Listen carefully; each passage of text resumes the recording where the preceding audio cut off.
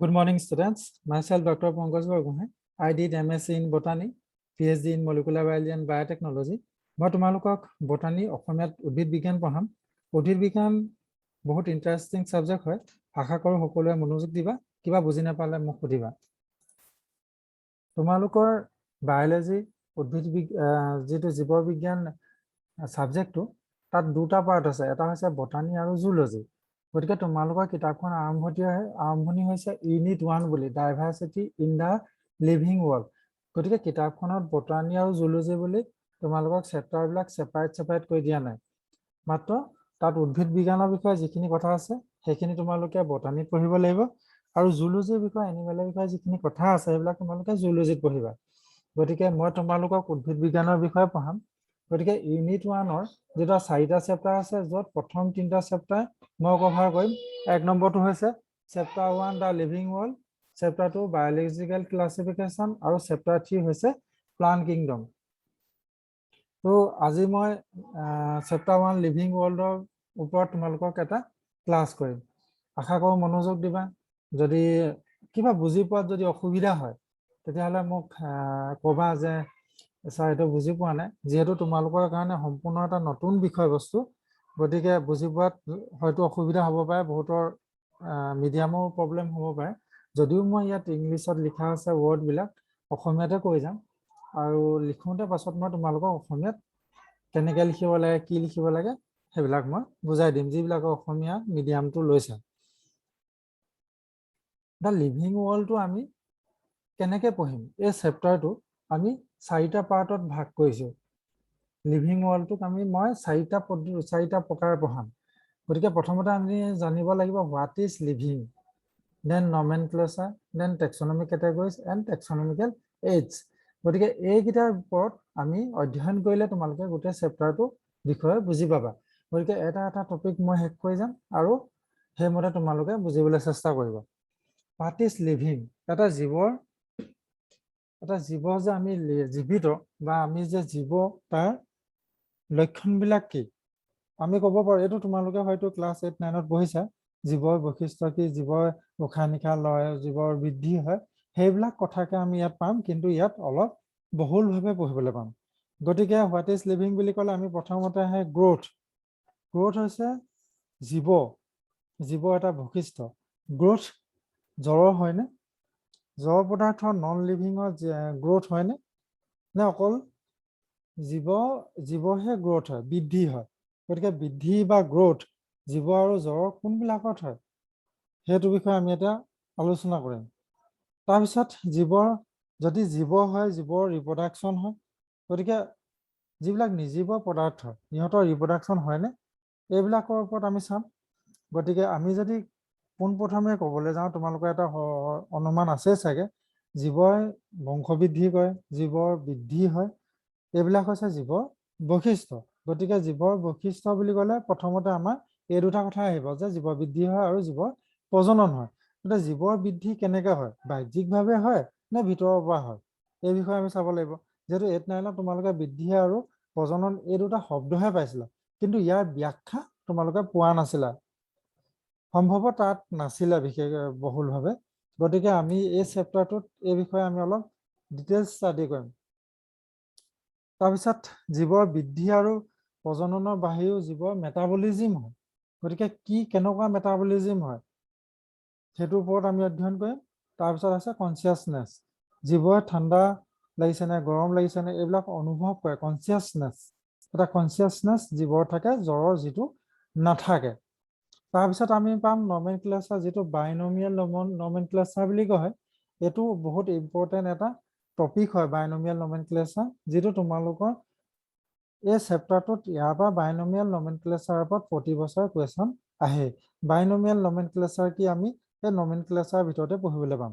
তাৰপিছত টেক্সনমিক কেটেগৰীত আমি অব্লিগেট কেটেগৰিজবিলাক চাম, তাত কি হয় তোমালোকে যেতিয়া আমি চেপ্টাৰটো আৰম্ভ কৰিম বা পঢ়িবলৈ আৰম্ভ কৰিম তেতিয়া তোমালোকে বুজি পাবা। তাৰপিছত আহিব টেক্সনমিকেল এইডছ, তাৰ ভিতৰত পাম হাৰ্বেৰিয়াম, বটানিকেল গাৰ্ডেন, মিউজিয়াম আৰু জুলজিকেল পাৰ্কছ। গতিকে তোমালোকে এই লিভিং ৱৰ্ল্ডৰ নমেনক্লেচাৰ আৰু টেক্সনমিকেল এইডছৰ পৰা তোমালোকে সম্পূৰ্ণ মানে কুৱেশ্যন যে পাবা এইটো নিশ্চিত। এইটো পৰীক্ষাত ফাইনেল পৰীক্ষাত তোমালোকৰ ফাইনেল হওক ইউনিট পৰীক্ষাত হওক ইয়াৰ পৰা তোমালোকে কেইবাটাও কুৱেশ্যন পাবা। গতিকে ইয়াৰ ওপৰত তোমালোকে এটা ভালকে পঢ়িব লাগিব। এই what is living, growth, reproduction, metabolism, consciousness বা অব্লিগেট কেটেগৰিজ এইবিলাক তোমালোকে মানে দৰকাৰ নাই বুলি ক'ব নোৱাৰি, কিন্তু এইবিলাক খুব মনত পঢ়িলে মনত থাকিব। কিন্তু এই binomial nomenclature, herbarium, botanical garden, museum, zoological parks এইবিলাক তোমালোকে অলপ পঢ়িব লাগিব আৰু ইয়াৰ পৰা প্ৰশ্নও পাবা। গতিকে তোমালোকে বটানিকেল গাৰ্ডেনছৰ এটা আভাস পাইছে। কিছুমানে যিবিলাক গাৰ্ডেন চাবলৈ যোৱা, বটানিকেল গাৰ্ডেন মানে আমাৰ ইয়াত ফুলনিবিলাকৰ কথা কোৱা নাই। বটানিকেল গাৰ্ডেনৰ এটা নিৰ্দিষ্ট বৈশিষ্ট্য আছে। যদি কলিকতালৈ গৈছা তোমালোকে বটানিকেল গাৰ্ডেন ঘূৰিছা, শ্বিলঙত আছে বটানিকেল গাৰ্ডেন। গতিকে এই বটানিকেল গাৰ্ডেনৰ এটা নিৰ্দিষ্ট বৈশিষ্ট্য আছে। সেই বৈশিষ্ট্যবিলাকৰ বিষয়ে আমি অধ্যয়ন কৰিম। মিউজিয়াম মানে এই মিউজিয়ামটো কি হয়, যিটো উদ্ভিদ আৰু প্ৰাণীৰ চেম্পুল ৰাখি থয় মিউজিয়ামবিলাকত। তোমালোকে যিটো শংকৰদেৱ মিউজিয়াম বা এনেকুৱা এইবিলাক পুৰণা যিবিলাক সংগ্ৰহালয় সেইবিলাকৰ কথা কোৱা নাই। এইবিলাক হৈছে যিবিলাক আছে, কিছুমান পঢ়িলে পাবা তোমালোকে, সেই মিউজিয়ামটোৰ কথা কৈছে। ইয়াত বায়'লজিকেলৰ ফালৰ পৰা মিউজিয়ামনো কি সেই বিষয়ে তোমালোকে পঢ়িব লাগিব। আৰু এটা জুলজিকেল পাৰ্কছ, তোমালোকে এইবিলাক নাম তোমালোকে শুনিছা। গতিকে লাহে লাহে পঢ়ি যোৱা, সকলোবিলাক বুজি পাবা। এইবিলাক নাম শুনিছা, কিন্তু কিয় জুলজিকেল পাৰ্ক কয়, কিয় মিউজিয়াম বুলি কয়, কিয় বটানিকেল গাৰ্ডেন কয়, হাৰ্বেৰিয়ামনো কি, তোমালোকে পঢ়াৰ পিছত ইয়াৰ এটা সম্পূৰ্ণ আভাস পাবা। গ্ৰোথ, আমি ইয়াত যে প্ৰথম যে পাইছিলো হোৱাট ইজ লিভিঙৰ গ্ৰোথ, গ্ৰোথনো কি আৰু কেনেকৈ হয়, এটা জীৱৰ গ্ৰোথ বৃদ্ধি কেনেকৈ হয় সেই বিষয়ে এটা আলোচনা কৰোঁ আহা। Growth, all living organism grow', সকলোবিলাক জীৱিত উদ্ভিদে বাঢ়ে বা বৃদ্ধি হয়। All living organism grow', increase in mass and increase is number. Mass আৰু নাম্বাৰ ইনক্ৰিজ হোৱাটোক আমি সাধাৰণতে জীৱৰ গ্ৰোথ বুলি ধৰা যায়। Increase in mass and increase in number of individuals are twin characteristic of growth. গ্ৰোথৰ এটা নিৰ্দিষ্ট বৈশিষ্ট্য যে মাছ আৰু নাম্বাৰ সংখ্যাত বাঢ়িব পাৰে বা ৱেইট বাঢ়িব পাৰে। যদি মোৰ বডি ৱেইটটো বাঢ়ে তেতিয়াহ'লে আমি ক'ব পাৰোঁ মাছ, কিন্তু সংখ্যা হিচাপে যদি চাবলৈ যাওঁ নাম্বাৰ যেতিয়া বৃদ্ধি হয় সেইটোকো আমি গ্ৰোথ বুলি কওঁ। গ্ৰোথ অফ এ পপুলেশ্যন আৰু বা গ্ৰোথ অফ someone বা গ্ৰোথ অফ এ মানে মাছ, মানে মোৰ ক্ষেত্ৰত যদি মই গ্ৰোথ চাওঁ, মই মাছতো চাব পাৰোঁ, আৰু নাম্বাৰ বুলি ক'লে এটা পপুলেশ্যনত তুমি নাম্বাৰ হিচাপত গ্ৰোথটো চাব পাৰা। এই multi cellular organism growth by cell division. Multi cellular organism মানে বহুকোষী জীৱ। আমি একোকোষী নে বহুকোষী? আমি যিহেতু বহুকোষী জীৱ, গতিকে আমাৰ বৃদ্ধিটো হয় চেল ডিভিজন, মানে কোষ ডিভিজনৰ দ্বাৰা। কোষৰ বিভাজনৰ ফলত আমাৰ সৰুতে এটা বেবী বাচ্চাৰ যিমান কোষ আছে, আমাৰ সম্পূৰ্ণ ডেকা ল'ৰা বা বয়সস্থ মানুহ এজনৰ কোষৰ সংখ্যা বহুত বেছি। গতিকে এটা সৰু ল'ৰাৰ পৰা ডাঙৰ মানুহ হওঁতে কোষৰ সংখ্যা বৃদ্ধি পায়, সেইটোকো গ্ৰোথ বুলি কোৱা হয়। সেইটো তুমি ক'ব পাৰা নাম্বাৰ, তাৰমানে কোষৰ নাম্বাৰটো বাঢ়িছে। লগতে কি বাঢ়িছে? ৱেইটটো। এটা সৰু ল'ৰাৰ যিমান ৱেইট আছিলে, এটা ডাঙৰ মানুহৰ ৱেইটটো তাতকৈ বেছি। গতিকে গ্ৰোথ ৱেইটতো বাঢ়িছে আৰু number in the chains of cells, কাৰণ চেল ডিভিজন হয় এটা চেলৰ পৰা দুটা চেল হয়, দুটাৰ পৰা কেইটা হ'ব? চাৰিটা হ'ব। এনেকৈ বাঢ়ি বাঢ়ি গৈ থাকিব। গতিকে চেলৰ নাম্বাৰটো বাঢ়ি যোৱা মানে এটা সৰু ল'ৰা এজন ডাঙৰ মানুহলৈ বৃদ্ধি হোৱা বা গ্ৰ' হোৱা। তাৰপিছত মই শ্লাইডটো ক্লিয়াৰ কৰি লওঁ।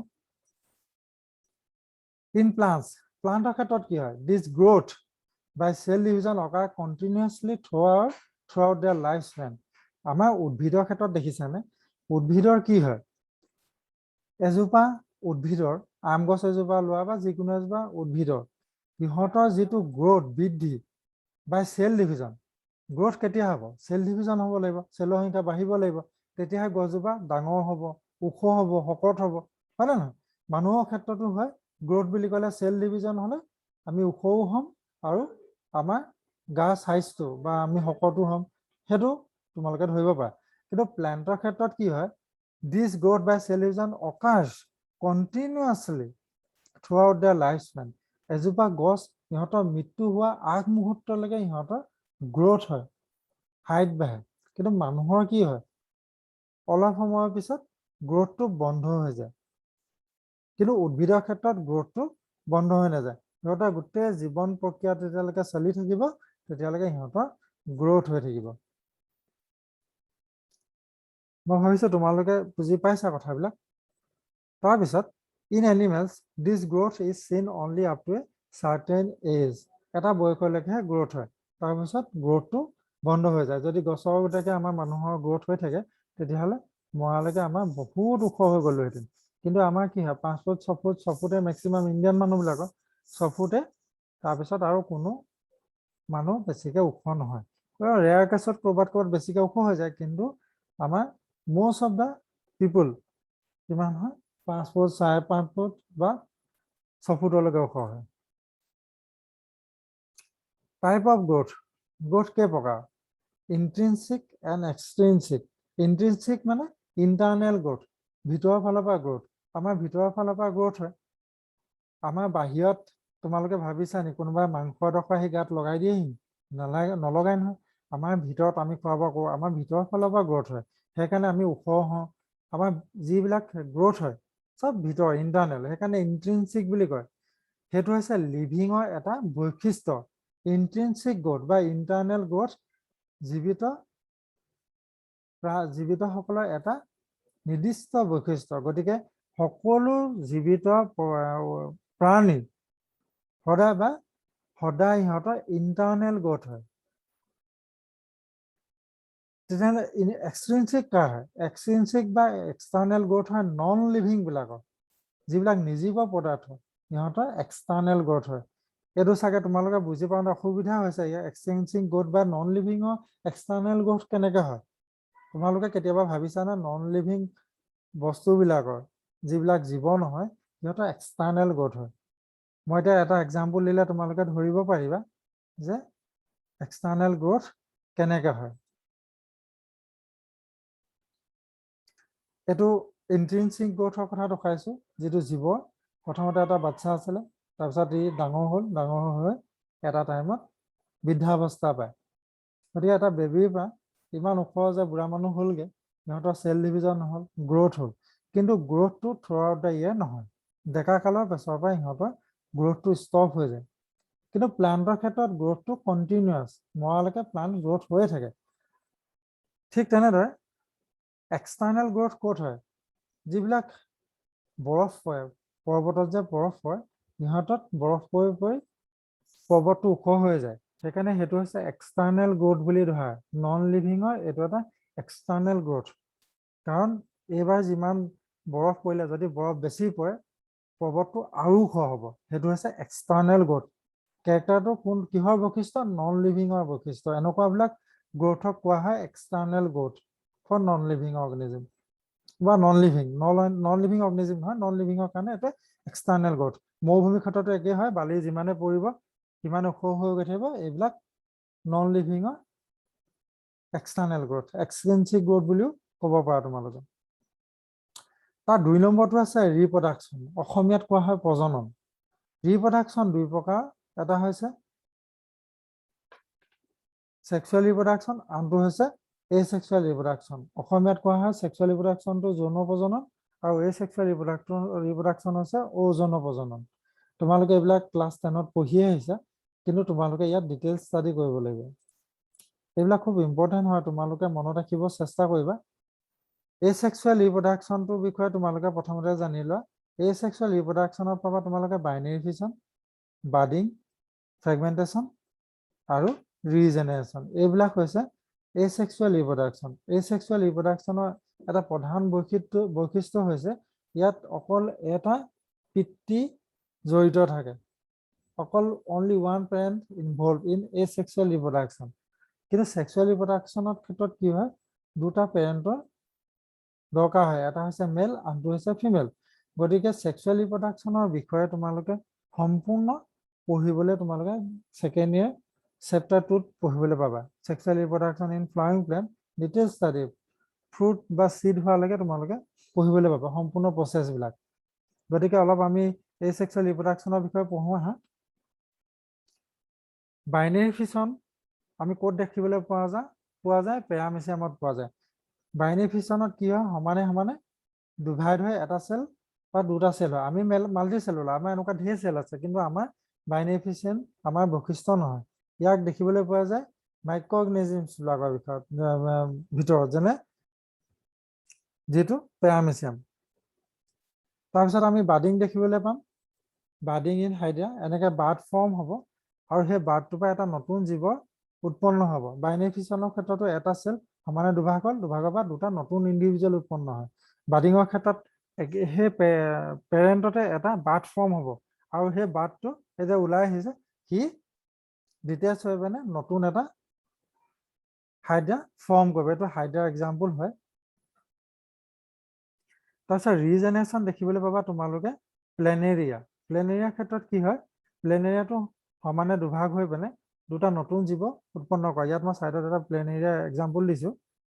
3 নম্বৰ তোমালোকে ফ্ৰেগমেণ্টেশ্যন দেখিবলৈ পাবা স্পাইৰোগায়া। এইটো এটা এলগি হয়, এইটো এটা ৰছী নিচিনা দীঘল থ্ৰেড হয়। কি হয়, স্পাইৰোগায়াটো সমানে দুভাগ হৈ পিনে দুটা নতুন স্পাইৰোগায়া ফৰ্ম কৰে। গতিকে এইবিলাক হৈছে এছেক্সুৱেল ৰিপ্ৰডাকশ্যনৰ একোটা উদাহৰণ। গতিকে তোমালোকে বাইনেৰী ফিছন, বাডিং আৰু ৰিজেনেৰেশ্যন, ফ্ৰেগমেণ্টেশ্যন এইবিলাকৰ বিষয়ে ভালকে পঢ়িবলৈ পাবা। তাৰপিছত মেটাবলিজিম। মেটাবলিজিম হৈছে জীৱৰ আন এটা বৈশিষ্ট্য। মেটাবলিজিম দুই প্ৰকাৰ, এটা হৈছে এনাবলিজিম, আনটো হৈছে কেটাবলিজিম। গতিকে এনাবলিজিমত কি হয়, চিন্থেটিছ হয় আৰু কেটাবলিজিমত ব্ৰেকডাউন হয়। এনাবলিজিমত চিন্থেটিছ মানে সৰলৰ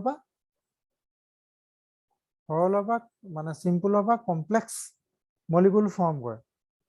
যেনে কাৰ্বন ডাই অক্সাইড আৰু ৱাটাৰ লগ হৈ এটা গ্লুক'জ মলিকুল প্ৰডিউচ হয়। সেইটো ক'ত প্ৰডিউচ হয় তোমালোকে পাইছিলা, সালোক সংশ্লেষণ পঢ়িছিলা। সালোক সংশ্লেষণত উদ্ভিদে কি কৰে, সূৰ্যৰ পোহৰৰ উপস্থিতিত কাৰ্বন ডাই অক্সাইড আৰু পানী লগ হৈ কি হয়, এটা গ্লুক'জ মলিকুল প্ৰস্তুত কৰে। আৰু সেই গ্লুক'জ মলিকুলটো হৈছে এটা কমপ্লেক্স মলিকুল বা লাৰ্জ মলিকুল। আৰু সেই এনাবলিজিমত উৎপন্ন হোৱা লাৰ্জ মলিকুলটো কেটাবলিজিমত ৰেস্পিৰেশ্যনত ব্ৰেকডাউন হয়। সেই গ্লুক'জ মলিকুলটো আমি যে খাওঁ গ্লুক'জবিলাক, কাৰ্বহাইড্ৰেট গ্লুক'জ, বডিয়ে কাৰ্বহাইড্ৰেট গ্লুক'জটো ডাইৰেক্ট ল'ব নোৱাৰে, কাৰণ ই এটা ডাঙৰ হয়, ডাঙৰ মলিকুল। গতিকে প্ৰথমতে কি হ'ব, ই ভাগিব, সৰু সৰুকৈ ভাগিব, তাৰপিছতে কোষে ইয়াক গ্ৰহণ কৰিব পাৰিব। গতিকে লাৰ্জ মলিকুল চোৱা, কেটাবলিজিমত এটা লাৰ্জ মলিকুল ভাঙি সৰু সৰু স্মল মলিকুললৈ উৎপন্ন হৈছে। এই প্ৰক্ৰিয়াটো কেটাবলিজিম বুলি কোৱা হয়। আৰু এই সৰু সৰু মলিকুলবিলাক, যিবিলাক আমি ফটোচিনথেসিসৰ উদাহৰণ লৈছিলোঁ, তাত কি হয়, এনাবলিজিমত এইবিলাক লগ হৈ এটা লাৰ্জ মলিকুল বা কমপ্লেক্স মলিকুললৈ ৰূপান্তৰিত হয়। গতিকে আল্টিমেটলি কি হয়, এনাৰ্জি ফৰ্ম কৰে, যিটো আমাৰ দেহে গ্ৰহণ কৰে।